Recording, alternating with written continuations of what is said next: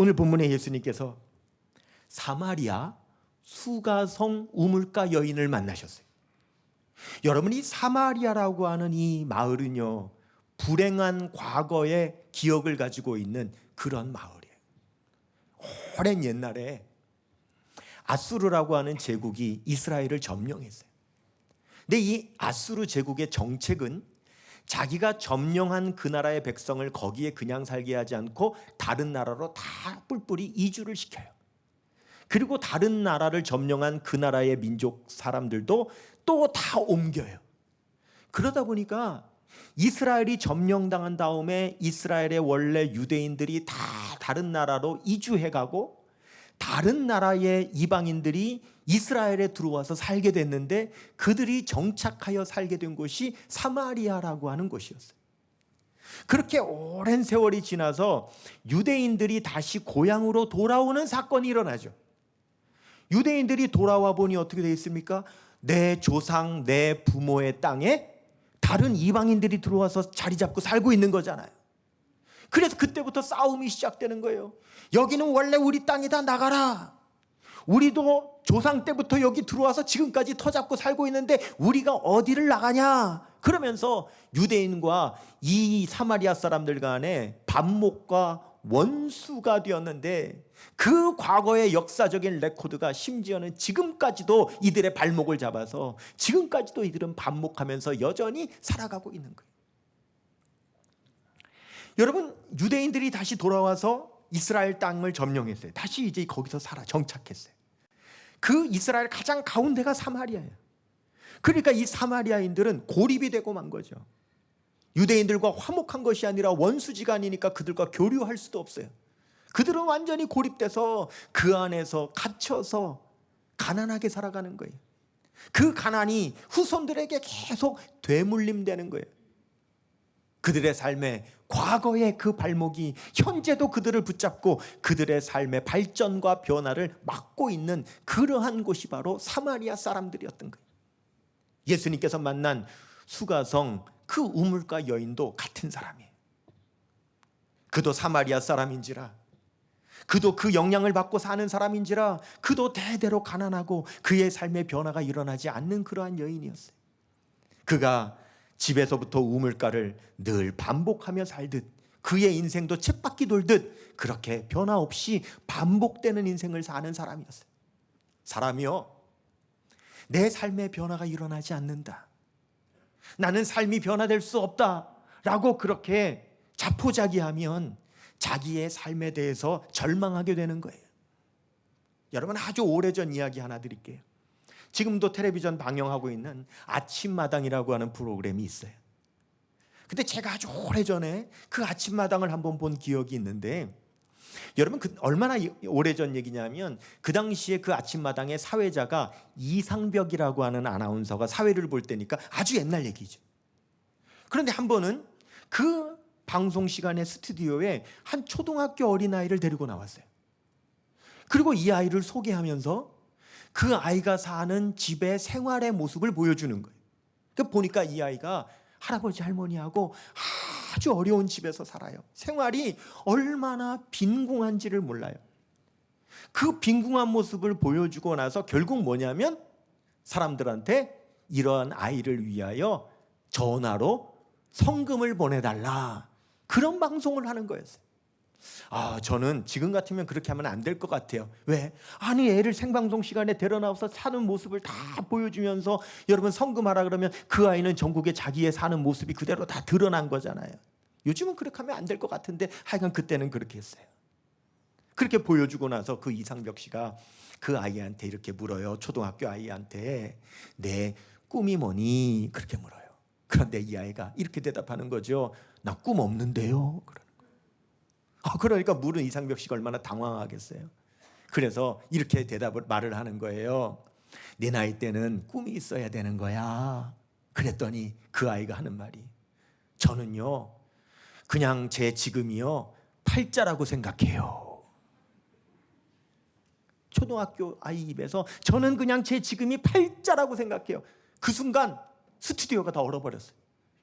너무 작은 초등학교 아이가 팔자 타령을 하니까 다 황당해가지고 말을 못하고 방송사고가 난 것처럼 일순간 다 침묵해버린 거예요. 그 분위기를 수습하기 위해서 이상벽 씨가 이렇게 말하는 거죠. 아마 할아버지 할머니가 평상시에 그런 말씀을 많이 하셨나 보네요. 에이, 그냥 팔자려니 하고 살아라. 우리 팔자다. 그래서 이 어린 초등학교 아이가 할아버지 할머니 말을 듣고 그렇게 말을 하는 것이지, 이 어린 아이가 어떻게 팔자라는 말을 할 수가 있겠어요. 이렇게 수습하는 이야기를 제가 들어본 적이 있어요. 어떻게 보면 사마리아 우물가 여인도 그런 상태였어요. 절망한 인생, 자포자기한 인생이었죠. 뜨거운 한낮, 사람들이 물 기르러 오지 않는 때에 물 기르러 오는 여인, 그게 무슨 의미일까요? 이 여인은요, 사람 만나기 싫다는 거죠. 왜 사람 만나기 싫습니까? 자신의 과거의 어떤 레코드가 동네 사람들한테 가십거리가 되고 사람들의 입방아에 오르내리는 그 일이 되기 때문에 사람 만나기 싫은 거예요. 그도 마음에 원했을지 몰라요. 내 과거의 그 레코드가 좀 지워졌으면 좋겠다. 사람들이 몰랐으면 좋겠다. 그런데 그게 쉽게 지워지지를 않으니 사람들 만나기 싫은 거죠. 안 그래도 사람 만나기 싫은 여인, 그 앞에 웬 낯선 유대인 나그네가 우물가에 앉아가지고는 물을 달라고 하는 거죠. 여인이 주겠습니까? 동네 사람도 만나기 싫은 여자가 여러분 유대인 남자에게 물을 주겠습니까? 쌀쌀맞게 거절하는 거죠. 7절 보겠습니다. 같이요. 사마리아 여자 한 사람이 물을 기르러 왔음에 예수께서 물을 좀 달라 하시니 9절입니다. 사마리아 여자가 이르되 당신은 유대인으로서 어찌하여 사마리아 여자인 나에게 물을 달라 하나이까 하니 이는 유대인이 사마리아인과 상종하지 아니함이러라. 여러분 이 말씀 참 중요합니다. 보세요. 이 우물가 여인이 예수님을 쌀쌀맞게 대하고 물 안 주겠다고 거절하는 거, 당신 남자고 나 여자고 당신 유대인이고 나 이방인인데 왜 나에게 물을 달라 합니까? 라고 쌀쌀맞게 거절하는 것은 지금의 문제가 아니라는 거예요. 뭐라 그랬어요? 이는 유대인은 사마리아 사람을 상종하지 아니함이라. 이것은 이미 과거부터 오래 내려온 관습이라는 거죠. 이 여인도 그 관습에 묶여 있기 때문에 그 관습이 그 여인의 삶의 말뚝이 되어 오늘 예수님을 만남에도 불구하고 예수님을 거절하는 행동을 하고 있다는 거예요. 이게 사람입니다. 우리의 삶이 과거로부터 묶여 있는 어떤 말뚝 때문에 그 영향을 받아 오늘의 삶도 거기에 묶여 살아가는 그러한 인생들이 여러분 우리의 인생이라는 거죠. 여러분 잘 아시는 서커스단의 코끼리 얘기를 아시죠? 서커스단에서 한 아기 코끼리를 잡아왔어요. 도망가지 못하도록 땅에 말뚝을 박고 끈을 묶어가지고 발목에 메어놨어요.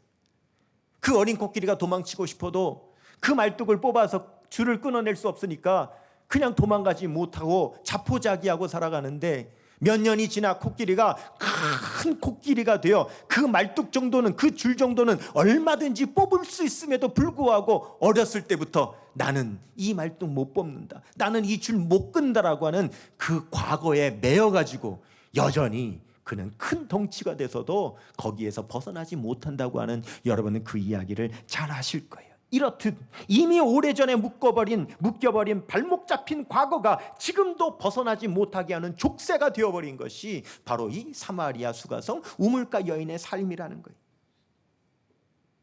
여러분 오늘 이 수가성 우물가 여인이 예수님을 만난 이 내용을 보면 이 여인은요 굉장히 냉소적인 여인이죠. 사람도 만나기 싫어하고 예수님도 만나기 싫어하는 여인, 마음이 굉장히 굳어지고 닫힌 여인이에요. 쉽게 그 여인의 마음을 열 수 없어요. 그런데 놀랍게 우리 예수님께서 중간에 어떤 말 한마디를 하시는데요, 그 말 한마디에 그만 이 여인이 마음을 열어버려요. 놀랍죠? 예수님께서 어떤 말씀을 하셨을 때 이 여인의 마음의 문이 열려지나요? 16절입니다. 같이요. 이르시되 가서 내 남편을 불러오라. 여러분 이 말씀이 굉장히 미스테리한 말씀입니다. 왜냐하면 예수님께서 갑자기 내 남편 데려오라고 하시는데 이 말씀은 앞에 이야기하고 전혀 인과관계가 없어요. 그냥 갑자기 예수님께서 툭 튀어나오셔서 내 남편 데려오라고 갑자기 말씀하시는 거예요. 그런데 이 말씀이 얼마나 놀라운 말씀입니까? 여자가 뭐라 그러죠? 저 남편 없는데요? 예수님이 그래, 네 말이 맞다. 너 남편 5이 있었고 지금 너하고 같이 사는 남자 남편이 아니니 네가 남편 없다고 하는 말이 참되구나, 옳구나. 그런데 그 말이요, 이 여인에게 놀라운 반응을 일으킵니다. 여자가 뭐라고 말합니까? 주여, 내가 보니 선지자로서이다, 이렇게 말을 합니다. 17절에서 19절 보겠습니다. 시작. 여자가 대답하여 이르되 나는 남편이 없나이다. 예수께서 이르시되 내가 남편이 없다 하는 말이 옳도다. 너에게 남편 5이 있었고 지금 있는 자도 내 남편이 아니니 내 말이 참되도다. 여자가 이르되 주여, 내가 보니 선지자로서이다. 예수님을 대하는 자세가 지금 달라져. 예수님을 향하여 마음을 여는 거예요. 너무 신기하죠? 어떻게 내 남편 데려오라고 하는 그 말씀이 이 여인의 마음을 여는 그런 역사가 일어나게 된 걸까요? 여러분이 상담하는 사람이 내담자하고 상담할 때요, 가장 힘든 사람이 어떤 사람이냐면 마음 안 여는 사람이에요. 마음을 안 여는 사람은 말을 잘 안 하려고 하니까 대화가 안 돼요. 특별히 여러분 상담자 중에 제일 힘든 상담사가 청소년 상담사가 제일 힘들어요. 왜냐하면 청소년 상담받는 청소년들은 무슨 사고가 있거나 문제가 있거나 해서 상담받는 경우가 많거든요. 이런 아이들은 마음을 안 열어요. 마음이 아주 굳어져 가지고 무슨 말을 해도 냉소적으로 대답 안 하려고 그래요. 그런데 역시 전문가는 전문가예요. 상담사는 상담사예요. 그 상담사가 어떤 말 한마디를 하면 그 말 한마디 때문에 그 굳어졌던 마음이 열려지고 아이가 말을 하는 경우가 생겨요. 여러분, 형사도 그래요. 피의자를 신문할 때 피의자가 묵비권을 행사하고 말을 안 해요. 그런데 역시 전문가는 전문가예요. 형사가 어떤 말 한마디를 딱 던지니까 그 말에 그만 이 피의자가 입을 열고는 그만 자기의 범행을 실토하죠. 그러면 도대체 어떤 말이 다친 마음을 여는 말이 되는 걸까요? 도대체 어떤 말이 입 다문 그 입을 열게 만드는 말이 될까요? 여러분, 그 말은 어떤 말이냐면 그 말은요, 그 사람의 본심을 알아서 그 본심을 건드리는 말이에요. 본심을 알고 본심을 건드리면 마음이 열리고 입이 열려지게 되어 있어요. 그런데 우리 예수님께서 이 수가성 우물가에 이 마음 다친 여인을 무슨 말로 마음을 열게 하셨습니까? 내 남편 데려오라. 그래, 네 말이 옳다. 너에게는 남편 5이 있었고 지금 있는 남자도 내 남편 아니니 네가 남편 없다고 하는 말이 맞구나 라고 하는 말이 어떻게 이 여인의 본심을 건드리는 말이 됐을까요? 여러분, 이 여인의 마음 깊은 곳의 본심은 뭡니까? 이 여인의 본심은 나는 이 쳇바퀴 도는 듯한, 이 족쇄로 묶인 듯한 이 인생에서부터 나는 좀 변화되고 싶다, 나는 좀 달라지고 싶다라고 하는 것이 여러분, 이 여인의 마음 깊은 곳에 있는 그 여인의 본심이고 그 여인의 원초적인 욕구예요. 여러분, 그것을 어떻게 할 수 있습니까? 여러분 보십시다.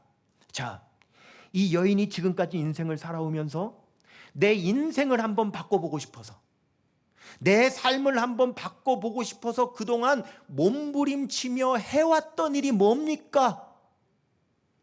그것도 6번이나 뭐 했어요? 남자 바꾸는 일이었어요. 이 여자가 6번이나 남자를 왜 바꿨을까요? 남자를 바꿔서 그로 인하여 내 삶이 좀 달라질 수 있을까 싶어서 이 여인이 남자를 바꾼 거예요. 속된 표현으로 죄송합니다. 남자 바꿔서 뭐 한번 고쳐보자? 우리도 그런 말 하잖아요. 여러분, 자신의 이 묶여있는 삶을 한번 바꿔보고 싶어서 6번이나 남자를 바꿨던 거죠. 그건 결국 뭘 말하는 겁니까? 이 여인의 본심은 자신의 이 삶에서부터 좀 벗어나고 싶다, 새로운 삶으로 좀 변화되고 싶다라고 하는 몸부림이라는 것을 우리 예수님께서 아셔서 그 본심을 건드리신 거죠. 그런데 이 여인의 삶에 6번이나 바꿨지만 변화가 있었나요? 변화가 없었어요. 왠지 아세요? 남자를 바꾸면 좀 변화가 되지 않을까 싶어서 바꿔봤더니 그 밥에 그 나물이야. 그래서 또 한 번 바꿔봤더니 죄송합니다, 그 놈이 그 놈이야. 이번에는 좀 다를까 싶어서 바꿔봤더니 혹시나 했는데 역시나야. 그래서 이 여인은 포기한 거예요.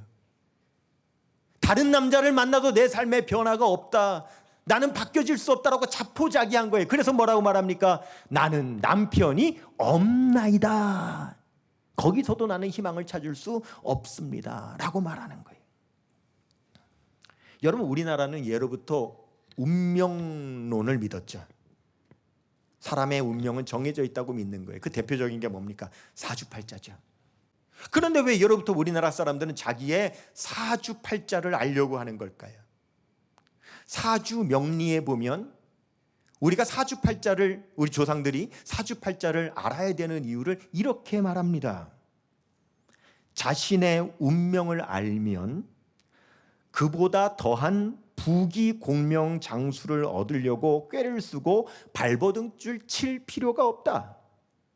이미 정해진 운명을 아는데, 어차피 더 안 되는 것을 아는데 뭘 그리 더 벌려고, 더 높아지려고, 더 가지려고 발버둥치며 살겠는가? 이미 운명을 알고 있으니 그 운명을 받아들이고 마음 편히 순리적으로 사는 것이 가장 행복하게 살 수 있는 방법이다. 그래서 여러분, 우리는 사주팔자를 알아야 된다라고 사주명리에서 가르친다라고 하는 거예요. 2부 예배 드리는데 이거 읽어드렸는데 어떤 분이 갑자기 아멘을 하는 바람에 여러분, 이거 아멘하면 안 돼요. 보세요. 그러면 나는 사마리아에 태어나서 거기서 가난한 여인으로 이렇게 묶여서 아무런 삶의 변화 없이 나는 이렇게 살아가게 될 운명이고, 더 나은 삶을 살 수 없으니 발버둥 칠 필요도 없고 그냥 여기에 순리되며 살아가는 것이 가장 행복하다? 여러분, 그건 아니죠. 그건 아니기 때문에 이 여인은 발버둥 친 거죠. 근데 여러분, 이 사주팔자에서도요, 사람의 운명은 태어날 때 정해진다라고 믿지만 그러나 그 운명도 바뀌어지는 순간이 있다라고 말합니다. 그게 뭡니까? 만남이죠. 만남. 내 사주와 다른 사람의 사주가 만나는 거예요. 그래서 내 운명과 다른 사람의 운명이 만날 때에 내 사주팔자와 그 사람의 사주팔자가 만나서 서로 영향을 끼치게 됨으로 인하여서 어떤 변화가 일어나게 된다라고 말하죠. 그래서 우리는 옛날에 결혼할 때 어떻게 했습니까? 서로 사주를 가지고 서로 비교해 보는 거죠. 그래서 다른 사주팔자가 서로 만나서 영향을 끼칠 때에 이 영향이 서로 좋은 영향이 되느냐 나쁜 영향이 되느냐, 이거를 보고 결혼을 시켰죠. 이걸 뭐라고 말합니까? 궁합이라고 하는 거 아니겠습니까? 즉, 운명론을 믿는 사주팔자도요, 그 운명이 변화될 수 있는 순간이 있는데 그것이 만남이라고 하는 사실을 인정한 거예요. 여러분, 이것은 옳아요. 사람의 삶의 변화는 어떻게 해서 일어나는가? 만남을 통해서 일어나는 거예요. 그래서 만남이 소중한 거예요. 만남은 그 사람의 삶을 변화시킬 수 있어요. 이 사마리아 수가성 우물가 여인도 그 사실을 알았기 때문에 어떻게 만남을 통해서 삶을 변화하려고 하고 싶었지만 그러나 변하지 않았지요. 왜요? 그가 만났던 모든 만남은 사실은 사람이었기 때문에 그런 거예요. 예수님께서는 바로 그 여인의 본심을 아시고 건드리신 거죠. 여러분 보세요. 10평짜리 집에 사는 사람이 있어요. 20평짜리 사는 집에 사람이 있어요. 둘이 만났어요. 그럼 어떻게 될까요? 20평이 크니까 20평으로 옮겨가서 살든지, 아니면 10평, 20평 다 팔아가지고 합쳐서 30평짜리 집 얻어서 살든지 뭔가 변화가 일어나겠죠. 그런데 아무리 10평이든 20평이든 30평이든 문제는 뭡니까? 어차피 이 땅의 집이라는 거예요. 사람을 만나서 집의 평수가 달라지는 변화는 있을지 몰라도 여전히 이 땅에서의 삶이라고 하는 데서는 아무런 변화가 없는 거죠. 그래서 우리 예수님께서 이렇게 말씀하시죠. 13절 14절입니다. 13절 14절 시작. 예수께서 대답하여 이르시되 이 물을 마시는 자마다 다시 목마르려니와. 여기 잠깐 그대로 두세요. 13절 두세요. 예수님께서 뭐라 그래요? 이 물을 마시는 자마다 다시 목마르려니와. 이게 무슨 말입니까? 이 땅에 있는 물 마시면 다시 목마른다는 거죠. 어차피 내가 가지고 있는 물도 이 땅의 물이요, 저 남자가 가지고 있는 물도 이 땅의 물입니다. 합쳐서 양은 조금 많아졌을지 몰라도 어차피 목마른 물이기 때문에 내 물이든 저 남자 물이든 합쳐서 마시든 어차피 다시 목마를 수밖에 없는 물이라는 거죠. 어차피 이 땅의 물, 어차피 변화되지 않는 물, 어차피 다시 목마른 물이라는 거예요. 그런데 예수님 뭐라고 하십니까? 14절이요. 시작. 내가 주는 물을 마시는 자는 영원히 목마르지 아니하리니 내가 주는 물은 그 속에서 영생하도록 솟아나는 샘물이 되리라. 아멘. 그러나 예수님의 물은 다른 물이라는 거예요. 예수님의 물은 영생하도록 솟아나는 샘물, 한 번 마시면 영원히 목마르지 않는 구원의 영생수라고 말씀하시는 거죠. 그래서 사람의 만남이 아니라 예수님과의 만남을 가질 때에 우리는 이제는 더 이상 목마르지 않는 영생수를 마시게 되는 것이라는 거죠. 그 여인이 뭐라고 합니까? 그 물을 나에게 주세요. 그래서 다시는 목마르지 않도록, 내가 이 물가에 오지 않도록 하여 주세요. 예수님은 이 사마리아 수가성 우물가 여인에게 그가 그토록 간절히 원하는 참된 변화를 선물해 주셨죠. 예수님과의 만남을 통해서 이 여인의 삶은 진정으로 변화를 경험할 수 있게 됐습니다. 세상에 물동이를 버려두고 그렇게 만나기 싫어하는 여자들에게 달려가서 내가 메시아를 만났다, 구주를 만났다라고 전하는 사람이 됐습니다. 어떻게 그렇게 된 건가요? 보십시오. 이 여인이 이전까지 동네 사람들을 만나지 않았던 이유는 뭡니까? 자신의 삶의 과거였던 레코드 때문이죠. 그것 때문에 사람들 만나고 싶지 않은 거예요. 내 과거의 어떤 행적, 내 과거의 어떤 기록, 내 과거의 어떤 실수, 내 과거의 모습이 사람들에게 기억되어 있기 때문에 내 과거 때문에 사람들 만나고 싶지 않았어요. 그런데 왜 사람들에게 달려갑니까? 이제 오늘 이 여인에게는 새로운 레코드가 기록됐습니다. 메시아를 만났다고 하는 삶의 인생의 새로운 레코드가 기록된 겁니다. 메시아를 만났기 때문에 내 삶에는 메시아를 만날 레코드가 있기 때문에 사람들에게 당당히 달려가는 거죠. 왜? 나는 메시아 만난 사람이야. 나는 그리스도를 만난 사람이야. 하나님의 아들 예수님 구원자께서 나에게 찾아오셔서 나는 그분을 만난 사람이야. 나를 찾아오셔서 나를 만나주신 사람이야. 그의 삶에 놀라운 축복과 구원과 변화의 레코드가 기록된 순간 사람들에게 달려갈 수 있게 된 것이죠. 동네 사람들에게 달려가 이렇게 전합니다. 28절 30절 봅니다. 시작. 여자가 물동이를 버려두고 동네로 들어가서 사람들에게 이르되 내가 행한 모든 일을 내게 말한 사람을 와서 보라. 이는 그리스도가 아니냐 하니 그들이 동네에서 나와 예수께로 오더라. 아멘. 여러분, 이 요한복음 4장의 말씀은 우리에게 무슨 메시지를 전하는 말씀입니까?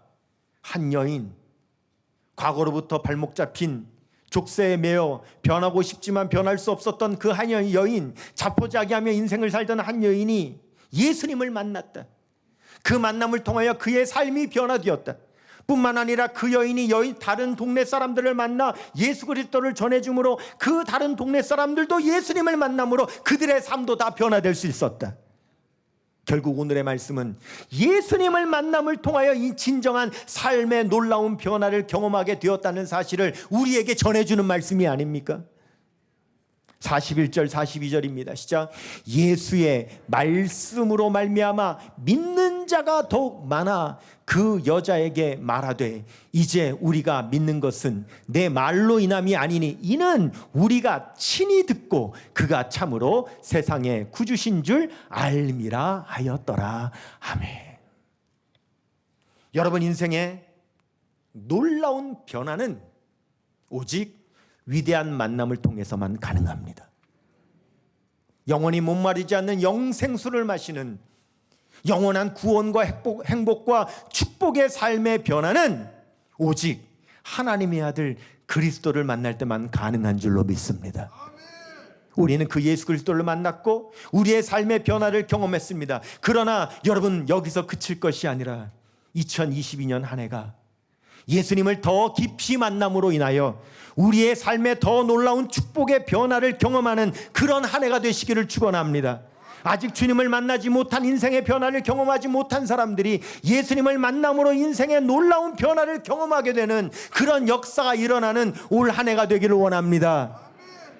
위대한 만남, 예수 그리스도와의 만남이 놀라운 축복의 삶으로 변화된다는 사실, 여러분 믿으시고 올 한 해 그 삶을 이루시기를 축원합니다.